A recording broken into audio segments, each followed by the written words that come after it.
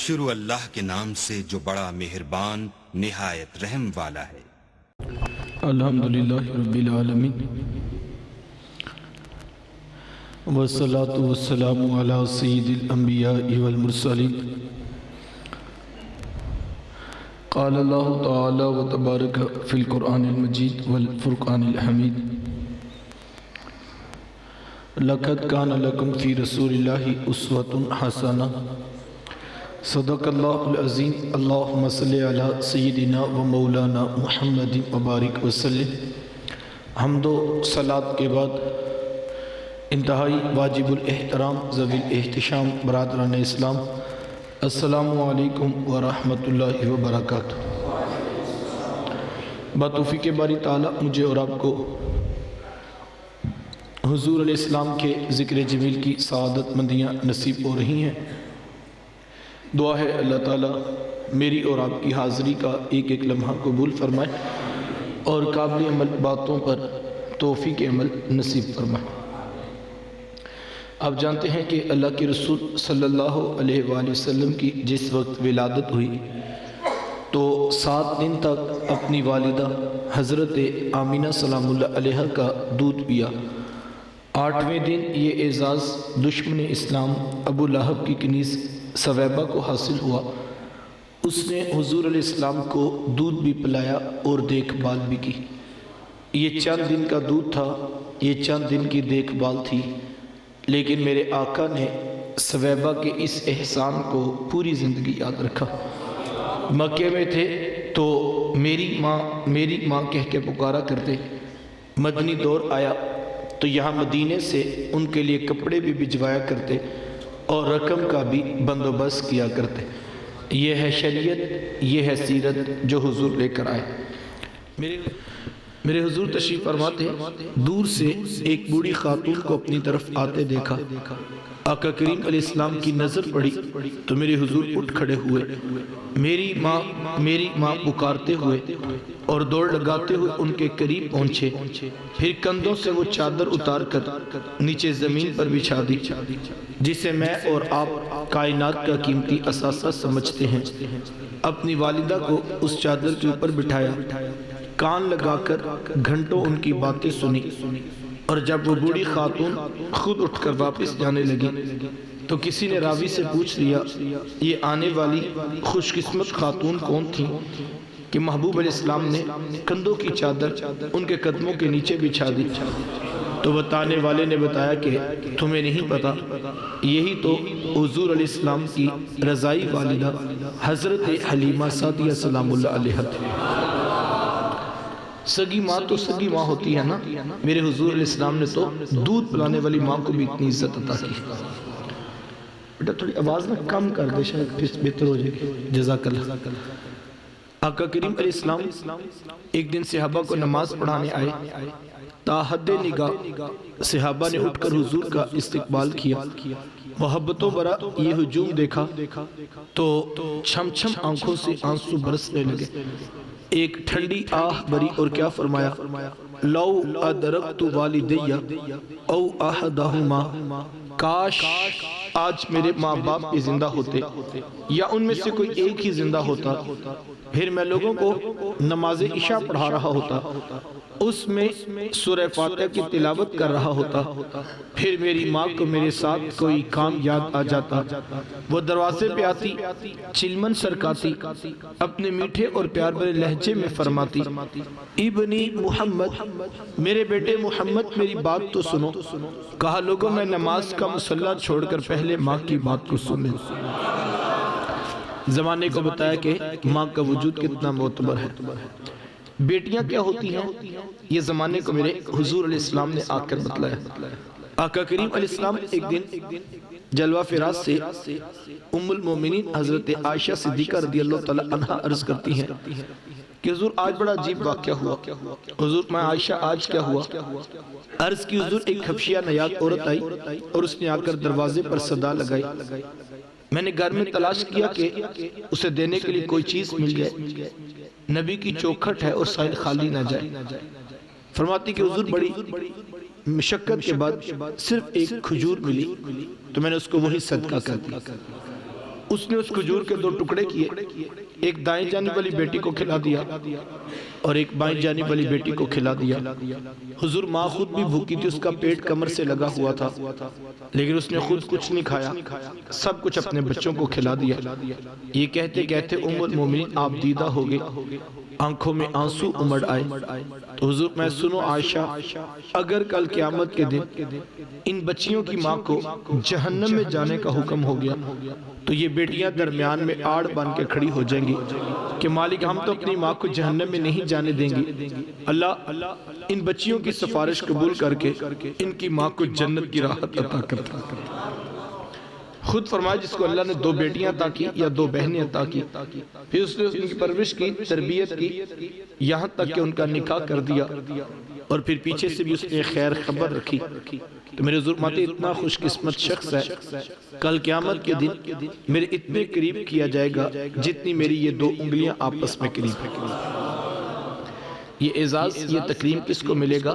جس نے بیٹیوں کے ساتھ وفا کی ہوگی، جس نے بہنوں کے سروں پہ شفقت کا ہاتھ رکھا ہوگا۔ اس دور میں بڑا مشکل ہے 2 بیٹیوں کا جہیز اکٹھا کر کے ان کو بیانا۔ بوڑھا باپ بیمار ہو جاتا ہے اور جوان سال بائی کی جوانی ڈھلکنے لگتی ہے، بڑا مشکل کام ہے بیٹیوں اور بہنوں کی ذمہ داری نبھانا۔ لیکن میں پھر بھی کہوں گا یار اگر کام مشکل ہے کل انعام بھی تو دیکھو نا۔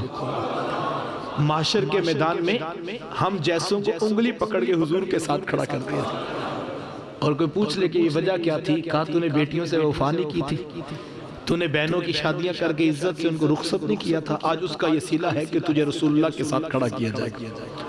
اللہ اکبر۔ بہنیں کیا ہوتی ہیں یہ زمانے کو میرے حضور علیہ السلام نے آ کر بتلایا۔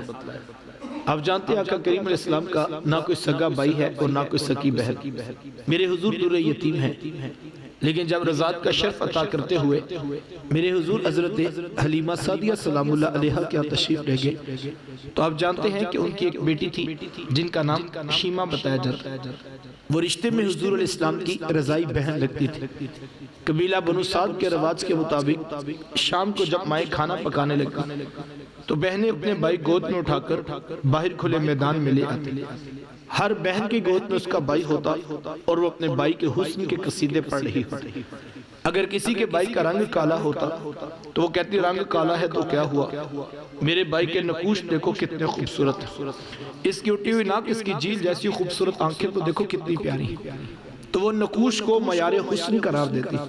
اور اگر کسی کے بھائی کا رنگ گورا چٹا ہوتا تو وہ کہتی رنگ نہیں تو کچھ نہیں، حسن تو ہوتے سارا رنگت میں ہے، میرے بھائی کا رنگ دیکھو کتنا گورا چٹا ہے۔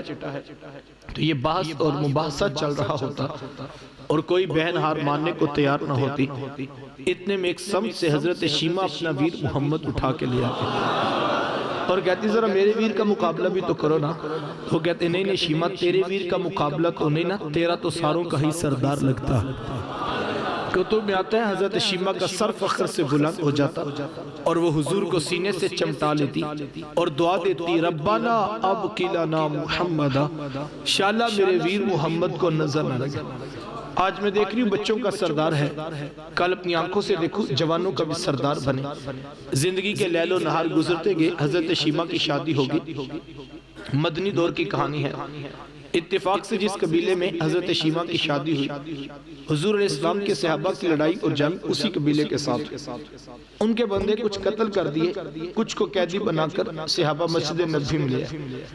عرب کے رواج کے مطابق قیدیوں کو چھڑانے کے لیے قوم کے سردار فدیہ اور فنڈ اکٹھا کرنے کے لیے نکلے، ہر دروازے پر دستک دیتے اور فنڈ مانگتے۔ چلتے چلتے حضرت شیمہ کے دروازے پر پہنچ گئے، دستک دی تو پوچھا کون، کہا قبیلے کے سردار ہیں، فنڈ اکٹھا کر رہے ہیں، تم بھی اپنا حصہ ڈالو۔ پوچھا یہ فنڈ کس لیے اکٹھا ہو رہا ہے، یہ رقم کیوں جمع کی جا رہی؟ تو کہا مدینے میں ایک شخص ہے، ادعائے نبوت رکھتا ہے، اس نے ہمارے لوگ پکڑ لیے، ہم نے اپنے قیدی چھڑانے۔ تو پوچھا اس کا نام کیا ہے، کسی کی زبان سے بے ساختہ نکلا محمد صلی اللہ علیہ وسلم۔ ایک عرصے کے بعد حضور علیہ السلام کا نام سنا تو آنکھوں میں آنسو امڑ آئے۔ کہا اس نے تمہارے بندے پکڑے؟ کہا ہاں اس نے ہمارے لوگ پکڑے۔ کہا پھر فنڈ اکٹھا کرنا چھوڑو، صرف مجھے ساتھ لے چلو۔ کہا تم کیا کرو گے؟ کہا تمہاری قیدی چھڑا کے لاؤں۔ کہا تم اسے جانتی ہو؟ کہا ہاں تمہیں نہیں پتا، وہ میرے بچپن کے ویر اور بھائی لگتے ہیں، میں تمہاری قیدی چھڑا کے دکھاؤں۔ حضرت شیمہ قبیلے کے سرداروں کو ساتھ دیا، حضور علیہ السلام کے خیمہ نوری کی طرف سفر شروع کیا۔ یہ وہ وقت تھا جب ادب کی آیات نازل ہو چکی تھی، خبردار میرے رسول کی آواز سے آواز بھی اونچی نہ کرنا ورنہ زندگی کی کمائی ضائع کر دوں گا۔ صحابہ ننگی تلواروں سے در حبیب پہ پہرہ دے رہے تھے۔ حضرت شیمہ اس خیال سے کہ میں اپنے بھائی کو ملنے جا رہا، جب آگے بڑھنا چاہا تو پہرے داروں نے تلواریں سونپ دی۔ رک جا دیہاتی عورت، جانتی نہیں آگے کوچہ رسول ہے، آگے تو بغیر اجازت کے جبریل نہیں جا سکتے، تو کون؟ روایت میں آتا جب راستہ روک دیا گیا، تلواریں سونپ دی گئی، تو حضرت شیمہ نے یوں ہاتھ سے تلوار کو جھٹک کے کہا خلو سبیلی وعلمو انا اخت نبی، کہا میری راہیں چھوڑ دو، جانتے نہیں میں تمہارے نبی کی باجی اور بہن لگتی ہوں۔ یہ آواز کانوں میں پڑی، صحابہ کی آنکھوں پر پلکوں کی چلمنے آگئے، نگاہیں نیچی کر لی، تلواریں پیچھے ہٹا لی۔ حضرت شیمہ پورے پروٹوکول سے حضور علیہ السلام کے خیمہ نوری میں داخل ہوئی۔ میرے حضور جب دور سے بہن کو آتے دیکھا، حضور اٹھ کر استقبال کیا، مرحبا خوش آمدید پیش کرتے ہوئے فرمایا میری بہن آج کدھر کو آنا ہوا؟ عرض کی حضور آپ کے بندوں نے ہمارے کچھ لوگ پکڑ لیے ہیں، میں ان قیدیوں کو چھڑانے کے لیے آئی ہوں۔ سنو بھائیو، اللہ کے رسول نے کیا ارشاد فرمایا؟ حضور میں میری بہن، تو نے آنے کی زحمت کیوں گوارا کی؟ تو گھر بیٹھے بھی پیغام بھیج دیتی، میں محمد تیرے کہنے پہ ہی ساروں کو چھوڑ دیتا۔ زمانے کو عملاً بتایا کہ بہن کا رشتہ کتنا پیارا ہے۔ پھر چند جوڑے، کچھ گھوڑے، بہت سارا ساز و سامان جمع کیا اور میرے حضور صحابہ کے گیٹ تک، دروازے تک بہن کو چھوڑنے کے لیے آئے۔ صحابہ نگاہیں نیچی لیے، محبوب علیہ السلام کے ادب میں کھڑے تھے۔ تو حضور میں صحابہ میں جب بھی قیدی چھوڑتا ہوں پہلے تم سے مشورہ کرتا ہوں، آج پہلا موقع ہے، میں قیدی بھی چھوڑ رہا ہوں اور میں نے مشورہ بھی نہیں کیا ہے۔ عرض کی اے بندہ نواز، آپ مالک کل کائنات ہیں، آپ جو چاہیں کریں، ہم کون ہوتے ہیں بلا درمیان میں مشورہ دینے والے؟ لیکن حضور جی اتنا تو بتائیے آج کون سی خاص بات تھی کہ آپ نے مشورہ کرنا بھی ضروری نہیں سمجھا؟ حضور میں صحابہ آج میرے دروازے پر میری بہن آ گئی تھی، اور جب بہنیں دروازے پہ آ جائیں اللہ کا رسول انہیں خالی نہیں موڑا کرتا۔ زمانے کو عملاً بتایا کہ بہن کا رشتہ کتنا معتبر ہوا کرتا۔ جب بیٹی ذبح کی جاتی تھی، جب بہن زندہ درگور کر دی جاتی، جب ماں بازاروں میں بیچ دی جاتی تھی، اس دور میں بیوی کی کیا حیثیت ہوگی؟ جبکہ آج کے اس تہذیب یافتہ دور میں بھی کچھ لوگ بیوی کو پاؤں کا جوتا خیال کرتے ہیں۔ یہ زمانہ جاہلیت کی بات ہے۔ آقا کریم علیہ السلام نے ازواج مطہرات کے ساتھ جو محبتوں کی داستانیں رقم کی ہیں، زمانہ ان کی مثال نہیں لا سکتا۔ کسی کو حضور عمیرہ کہہ کے پکارتے ہیں، کسی کے لیے بکری کا بچہ ذبح کرتے ہیں اور گوشت کے مختلف ٹکڑے ان کی سہیلیوں کے ہاں بیچتے ہیں۔ حضور کثرت سے حضرت خدیجہ الکبریٰ رضی اللہ تعالیٰ عنہ کا ذکر کیا کرتے۔ سیدہ عائشہ صدیقہ رضی اللہ تعالیٰ عنہ فرماتی ہیں میرا جو ان سے رشتہ تھا ایک دن میری زبان سے بے ساختہ نکل گیا کہ حضور اللہ نے آپ کو بہتر ازواج عطا کی ہیں اور آپ ابھی تک اس بڑی عورت کا ذکر نہیں چھوڑتے۔ پھر حضور کے چہرے پر جلال آ گیا اور حضور میں عائشہ مجھے خدیجہ کے بارے تکلیف نہ دینا، جب پورے مکے نے میرا انکار کیا تھا ایک خدیجہ تھی جس نے میرا اقرار کیا تھا۔ کہا میں اسے کیسے بلا سکتا ہوں جب زمانہ میری مخالفت کرتا تھا لیکن خدیجہ میرے سے محبت کی دعوے دار تھی۔ فرماتی پھر میں نے ہمیشہ محبتوں کا ہی اظہار کیا اور یہی حضرت خدیجہ الکبریٰ رضی اللہ تعالیٰ عنہ ہے۔ جب ان کا وقت آخر قریب آیا تو سیدہ فاطمہ الزہرا رضی اللہ تعالیٰ عنہ کو بھیجا اور کہا بیٹا جاؤ جا کر حضور سے چادر رحمت مانگ لو۔ سیدہ حاضر خدمت ہوئی اور آ کر عرض کی میری والدہ چادر مانگ رہی ہیں۔ آقا کریم علیہ السلام نے چادر بھی اتار کر پیش کر دی اور ساتھ فرمایا بیٹا اپنی ماں سے پوچھو یہ چادر کیا کرنی ہے۔ یہ کہتے کہتے میرے حضور بھی ساتھ تشریف لے آئے تو حضور میں خدیجہ تو نے چادر کیا کرنی ہے؟ عرض کی حضور مجھے جو بخار ہے جان لیوا ثابت ہوگا، میری آرزو یہ ہے کہ مجھے کفن آپ کی چادر میں مل جائے۔ یہ حضور علیہ السلام کی سیرت کا کتنا بڑا ریفرنس ہے کہ بیوی آرزو کر رہی ہے اگر مجھے شوہر کی چادر میں کفن مل گیا تو یہ اللہ کے حضور میری بخشش کی ضمانت ہوگی۔ آقا کریم علیہ السلام نے چادر بھی اتار کر پیش کر دی اور ساتھ تاریخ ساز جملہ ارشاد فرمایا، فرمایا خداجہ تو نے تو صرف چادر مانگی ہے، لو ارتی جلدی لآتیتک، اگر تو مجھ محمد کی جلد بھی مانگتی میں وہ بھی اتار کے پیش کر دیتا۔ زمانے کو بتایا کہ رشتوں کا تقدس کیا ہے، وقت سمٹ رہے بھائی کیا ہوتے ہیں، یہ زمانے کو میرے حضور علیہ السلام نے آ کر بتلایا۔ آقا کریم علیہ السلام تشریف فرما تھے، ایک نوجوان حاضر خدمت ہوا، آ کر عرض کرتا ہے حضور میں کماتا ہوں اور میرا بھائی کماتا نہیں ہے، رہتے ہی کٹھے اخراجات سانجے ہیں تو میری کمائی بھی اس کی طرف چلی جاتی ہے۔ اس طرح ایک کمانے والے بھائی نے نہ کمانے والے کی شکایت اللہ کے رسول کی بارگاہ میں پیش کی۔ آج گھر گھر کا یہی دکھڑا ہے، جو زیادہ کماتا ہے وہ دوسروں کو خاطر میں نہیں لاتا۔ بڑا بھائی چھوٹوں کے لیے بے پناہ محبت کے جذبات رکھتا ہو لیکن اس کی آمدن تھوڑی ہو تو چھوٹے تانا دیتے ہیں کہ تو نے باپ کے بعد کون سی جاگیر ہے جو ہمارے لیے بچا کے رکھی۔ آج کہا جاتا ہے تو کہتا ہے تیری عزت کوئی نہیں کرتا، تیری عزت کس بات پہ کرے، تیرے پاس ہے کیا کسی کو دینے کے لیے۔ آج کہا جاتا ہے تیرے بچوں کی فیسیں تو ہم بھرتے ہیں، گھر کے اخراجات تو ہم چلا رہے، تیری عزت کس بات پہ کرے۔ آج جس بھائی کے پاس دولت نہ ہو سگے بھائی اس کی عزت کرنے کے بھی روادار، اور اب تو حالت یہ ہے معاشرے کی، اگر کوئی بھائی بیچارہ غریب ہو اس کا بھائیوں کی لسٹ میں تعارف بھی نہیں کروایا جاتا کہ کیا بتائیں یہ مزدور بھی ہمارا بھائی، ہم تو نہیں بتاتے، اس سے ہمارے سٹیٹس پہ فرق پڑتا ہے۔ ہاں کوئی ایم پی ہو، کوئی ایم این اے ہو، کوئی چیئرمین ہو، وہ تیسرے خاندان کا بھی ہو تو ہم کھینچ کے اپنے کھاتے میں ڈال لیتے ہیں تاکہ پتہ لگے ہم تو شروع سے عمراء کے خاندان سے تعلق رکھتے ہیں۔ لیکن میرے حضور علیہ السلام نے کتنی بڑی بات ارشاد فرمائی۔ سائل پوچھتا ہے میں کماتا ہوں، وہ کماتے نہیں رہتے اکٹھے اخراجات سانجے تو میری کمائی بھی اس کی طرف چلی جاتی ہے۔ حضور میں ہو سکتا ہے اللہ تجھے رزق تیرے اس بھائی کی وجہ سے دے رہا ہو جو کماتا نہیں۔ کتنی بڑی بات ہے یار، اس ایک بات پر زندگی گزاری جا سکتی ہے۔ صاحب یہ تو کرم ہو گیا کہ اس نے تیرا ہاتھ دینے والا میں لینے والا نہیں بنا۔ اگر تیرا ہاتھ لینے والا بنا دیتے تو کیا کر سکتا؟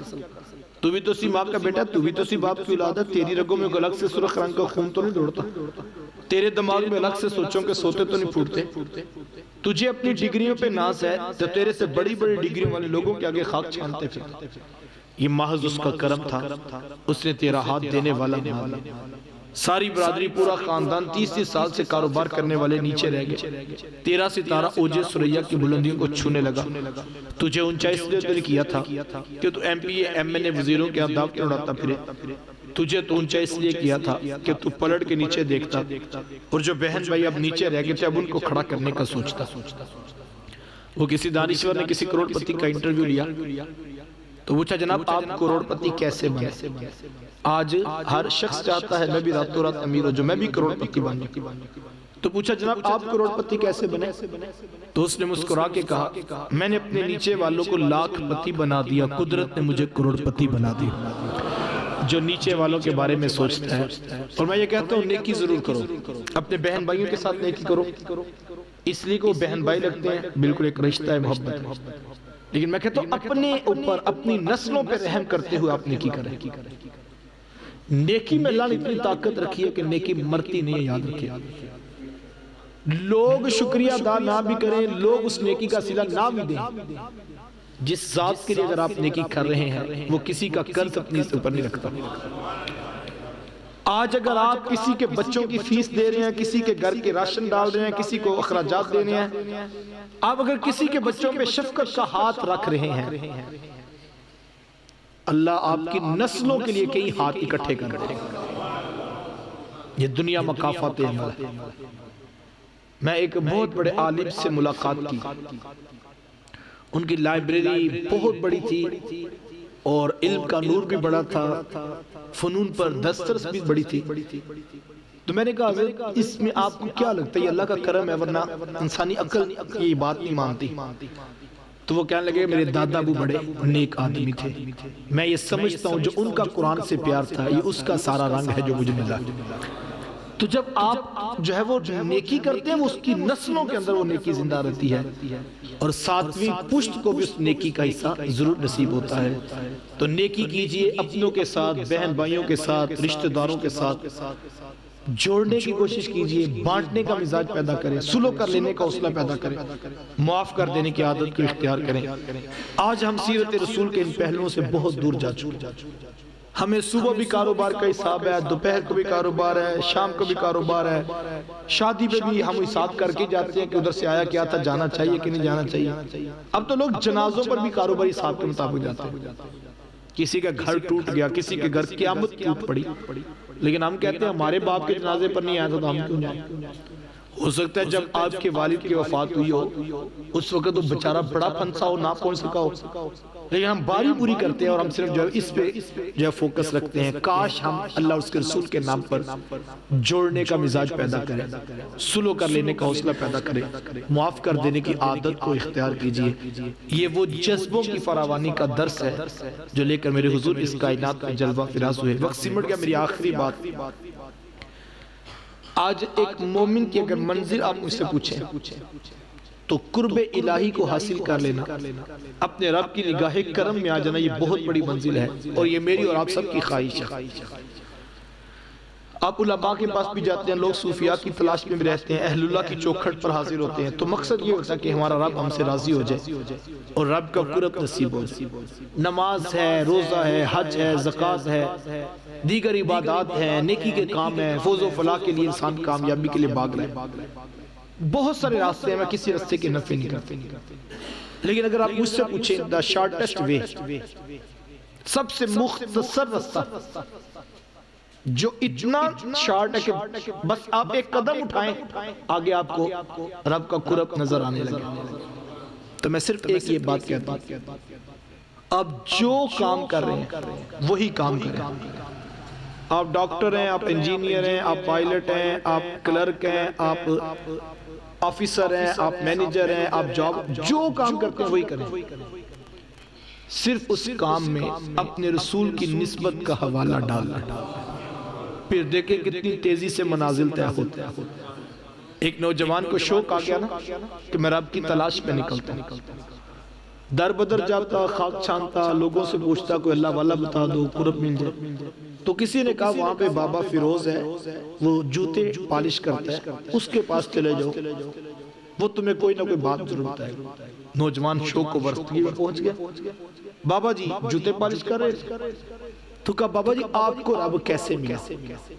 سوال تو بڑا تھا لیکن بابا جی کا دو لفظی جواب، کہا بیٹا مجھے تو یوں ہی جوتے پالش کرتے کرتے رب بھی مل گیا، اس کا رسول بھی مل گیا۔ نوجوان نے کہا جی جوتے پالش کرنے سے بڑا رب ملتا ہے؟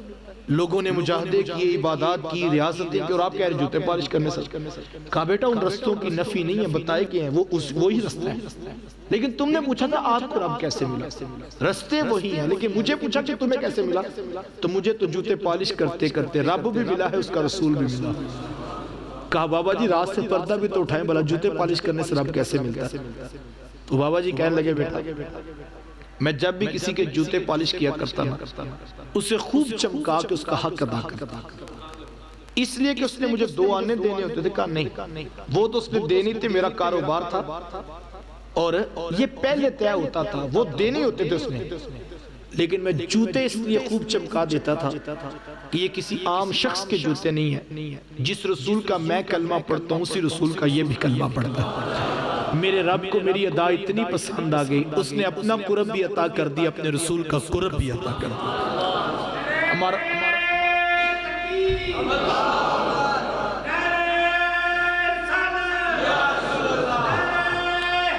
وقت سمٹ گیا۔ ہمارا مسئلہ یہ ہے کہ جب تک ہم اپنے کام میں حضور کی وساطت اور اپنے نام میں، یار مجھے بتاؤ اگر جوتے پالش کرنے والا رسول اللہ کی نسبت کا لحاظ رکھے، اللہ اس کو محروم نہیں رکھتا، تو جو دین کی راہوں پہ بھاگ رہا ہے، جو قرآن کا پیغام لے کر نکل رہا ہے، اگر اس کے مزاج میں یہ چیز آ جائے تو پھر نتائج کتنے گناہگو بڑھ جائیں۔ آج ہمارا المیہ یہ ہے کہ ہم آج اتنے پستی میں گر چکے ہیں، ہماری حالت تو یہ ہے، وہ کوئی بازار سے گزرا تھا تو آقا کریم علیہ السلام کا نام دیکھا، جھنڈیاں لگی ہوئی دیکھی تو وہ دکان میں آ گیا اور اس نے کہا جی آگے ہول سیل کی دکانوں سے شاپنگ کرتا ہوں، لیکن آج آقا کریم علیہ السلام کا نام دیکھا، سبز رنگ کے جھنڈے دیکھے، تو جی کیا آج یہاں سے جو ہے وہ پرچیزنگ کرتے ہیں، تو ہم نے ریٹ 2 گنا کر لیے کہ یہ تو پہلے ہی مان کے آیا ہوا ہے، اور ہم نے اس نسبت کا بھی لحاظ نہیں رکھا، اور ہم نے اس نام پہ بھی لوگوں کو لوٹا۔ تو کیا خیال ہے؟ میں کہتا ہوں لوٹنا، خیانت کرنا ویسے بھی دھوکہ ہے، وہ ویسے بھی شریعت میں حرام ہے، لیکن اگر کل حضور نے پوچھ لیا میرا امتی تیری دکان پہ کھڑا تھا، وہ مجبور تھا، تو نے اس کو معاف پھر بھی نہیں کیا، تو نے اس کو بھی 2 نمبر چیزیں 10 نمبر چیزیں 1 نمبر کر کے بیچی، تو نے اس کو بھی دھوکہ دیا۔ اگر میں ٹیچر ہوں تو میں دیکھوں، اگر کل حضور نے پوچھ لیا میرے امتی پیٹ اور بھوک کاٹ کاٹ کے اپنے بچے تیرے پاس پڑھنے کے لیے بیچتے تھے، تیری فیسیں پوری کرتے تھے، اور تو نے پھر ان کو دھوکہ دیا۔ کل اگر مجھ سے پوچھ لیا، اگر میں پیٹرول پمپ کا مالک ہوں کہ میرے امتی تیرے دکان پہ آتے تھے تو ان کو 2 نمبر چیزیں دیتا تھا، میں سوچوں میرے پاس کیا جواب ہے، آپ سوچیں آپ کے پاس کیا جواب ہے۔ It doesn't matter صاحب کہ آپ کا پروفیشن کیا ہے، آپ کام کیا کرتے ہیں، سوال یہ ہے کہ آپ حضور کی نسبت کا احترام کتنا کرتے ہیں، صرف مسجد میں آ کے کرتے ہیں یا دکان پہ بھی لحاظ رکھتے ہیں، یہ اپنے مسلمان۔ مجھے کل ایک پرسن نوجوان ملا، اللہ اس کو برکت دے، وہ کہتا ہے میں گاڑی خریدنے لگا تو اس شخص نے کہنے لگا میں آپ کی 1350 میں ڈیل کروا دیتا ہوں، تو میں نے کہا مجھے ویسے ڈائریکٹ بندے سے ملاقات کرو، تو کہتے ہیں میں ملا، تو وہ نوجوان کہنے لگا کہ میں نے کہا کتنے کی گاڑی ہے، وہ کہتا گاڑی تو میری 14.25 کی ہے، لیکن اگر مجھے ڈیلر نے 13.5 کہا ہے تو اگر آپ 13.5 بھی دے دیں تو مجھے، میں مجبور ہوں چونکہ میں نے تو بیچنی ہے۔ تو کہتے ہیں کہ میں نے کہا کہ تمہارے خیال میں تمہاری گاڑی کتنے کی ہے، اس نے کہا کم از کم 14.25 کی تو ہونی چاہیے۔ تو وہ کہنے لگا کہ میں نے اس سے کہا کہ آپ ڈیلر والی بات نہیں ہے، جتنے تم بتا رہے میں اتنے دوں گا، چونکہ میرے رسول نے بتایا ہے کہ ہم نے تجارت کرنی ہے، لوگوں کی مجبوریاں نہیں خریدنی۔ اور وہ مجھے کہنے لگا یہ بات میں نے صرف اس وجہ سے اختیار کی ہے کہ میں نے رضا ثاقب کا ایک کلپ سنا تو اس میں انہوں نے یہ بتایا تھا، اور جس دن سے میں نے یہ کام شروع کیا ہے اللہ نے برکت اور طرح کی ڈال دی۔ ہم تو کہتے ہیں نا بھائی مارکیٹ، ہمیں سب کو پتا ہوتا ہے یہ 15 لاکھ کی چیز ہے، لیکن ہم کہتے ہیں مارکیٹ ڈاؤن ہے، ملک کے حالات ٹھیک نہیں ہے، تو بھائی یہ 13 میں بکتی ہے، سمجھ آتی تو بتاؤ، اور وہی چیز ہم بعد میں 16 کی بھی بیچتے ہیں اور ہم بڑے مطمئن ہوتے ہیں ہم 3 لاکھ کما لیا، ہم جھوٹ بولتے ہیں۔ اور وہ دوسری بات کہتے ہیں کہ میں نے ایک ان کا کلپ سنا تھا، میں نے آج تک اپنی گاڑی کی جب میں بیچتا ہوں یا خریدتا ہوں تو میں گاڑی کی خوبیاں نہیں بتاتا، جب خریدتا ہوں تو اس کو بھی کہتا ہوں مجھے ایپ بتا دو صرف، تاکہ میں نے آگے بیچنی ہے میں اس کو ایپ بتا دوں۔ اور حضرت آپ حیران ہوں گے ہم لوگوں کو کھلی بات بتاتے ہیں، بتاتے ہیں یہاں سے ایکسیڈنٹ ہوا تھا، یہاں سے پینٹ ہوئی ہے، یہاں سے یہ ہوا ہے، اور لوگ کہتے ہیں جی یہ بڑی بات ہے، آپ نے سچی بات بتا دی، آپ بتائیں کیا چاہیے، اور کہتے ہیں پھر لوگ ہمیں اچھی قیمت بھی دے کے جاتے ہیں اور ایک اچھا اخلاق بھی لوگ یاد رکھتے ہیں، اور لوگ پھر ہمارے نام پر جو ہے وہ اعتماد کرتے ہیں۔ کام کوئی بھی ہو حضور والا، حضور کی نسبت کا لحاظ ہو تو رب کے قرب کا وسیلہ بن جاتی ہے۔ آئیے اپنے کام میں مخلص ہو جائیں اور حضور کے نام پر پیار بانٹیں، آقا کریم علیہ السلام کی امت سے پیار کریں۔ 100 باتوں کی بات ہے یار، میں آپ کے بچوں سے پیار کروں تو میں آپ کو اچھا لگوں گا، آپ میرے بچوں کا منہ چومیں تو مجھے اچھے لگیں گے۔ تو کیا خیال ہے جو حضور کی دکھی امت کے ساتھ پیار کرے گا وہ حضور کو پیارا نہیں لگے گا؟ تو آؤ حضور کی امت کو جوڑو، پیار بانٹو، محبت بانٹو، الفت بانٹو، رشتوں کا تقدس، بہنوں سے شفقت، بیٹیوں کے سروں پر پیار اور ماں باپ کا احترام، یہ سیرت رسول کے روشن پہلو ہیں۔ باسمیم قلب بارگاہ ربوبیت میں دعا ہے اللہ مجھے آپ کو توفیق عمل نصیب فرمائے۔ وآخر دعوانا آمین۔ اللہم صلی علی سیدنا و مولانا محمد مبارک وسلم۔ میرے مالک اٹھے ہاتھ پھیلی جولیاں رحمتوں سے بھر دے، اتنے لوگ اپنا قیمتی وقت نکال کر جمع ہوئے، سب کا آنا قبول فرما، قرآن مجید کا فہم اور نور نصیب فرما، جو کہا جو سنا عمل کی توفیق عطا فرما، قبلہ مفتی صاحب کے علم و عمل، زہد و تقوی اخلاص میں مزید برکتیں عطا فرما، اس مسجد کو پیار امن محبت کا مرکز بنا، یہاں آنے والوں کو ہمیشہ اسلام کی سچی اور سچی فکر نصیب ہوتی رہے۔ صلی اللہ تعالی علی حبیبہ محمد و آلہ وسلم۔